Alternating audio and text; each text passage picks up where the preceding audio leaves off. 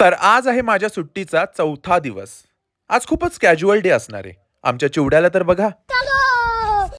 A few moments later. असो, तर आज मी निघालोय माझ्या आजीच्या घरी म्हणजेच मलवडीला. अर्ध्या रस्त्यात पोहोचलो. आता बहीण सोबत असली म्हणजे पहिलं काय होणार? खाणं पिणं.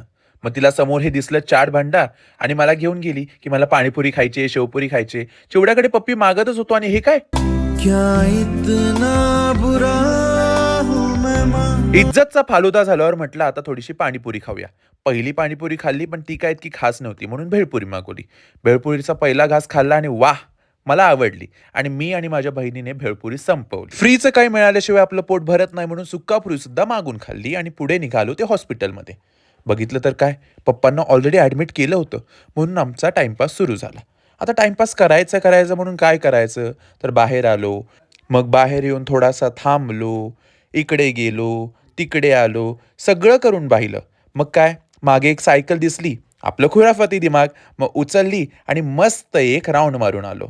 आता ती कोणाची सायकल होती आपल्याला काय माहिती, पण आपल्याला काय, आपलं टाइमपास झालेला आहे. मग वरती येऊन बघितलं तर पप्पांची सलाईन झालेली होती.